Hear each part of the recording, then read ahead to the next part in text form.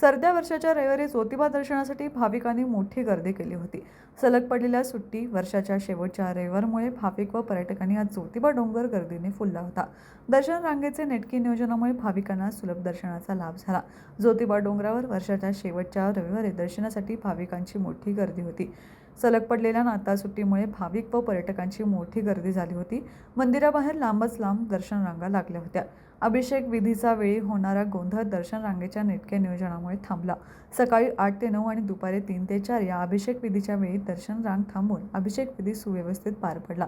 मंदिरामध्ये रविवारनिमित्त दुपार ते 16 संपन्न झाला. वाहन पार्किंगवर गाडीची रेलचेल होती. मंदिर मार्ग गर्दीने फुलून गेला होता. मुखदर्शनासाठीही मोठी रांग लागली होती. पूजेचे साहित्य, मेवा, मिठाई, शीतपेय, खेळणीची विक्री मोठ्या प्रमाणात झाली. एसटी महामंडळाने जादा बसेस सोडल्या होत्या. खासगी वाहनातून येणाऱ्या भाविक पर्यटकांची गर्दी मोठी होती. शैक्षणिक आणि खासगी सहलीचे प्रमाण मोठ्या प्रमाणात पाहायला मिळत आहे. प्रवासी कर नाक्यावर वाहनांची मोठी वर्दळ झाली होती. दर्शन रांग व्यवस्थेसाठी पोलीस, देवस्थान समिती, पुजारी समितीचे कर्मचारी तैनात होते. TV 9 साठी ज्योतिबाहून दत्तात्रय धडेल.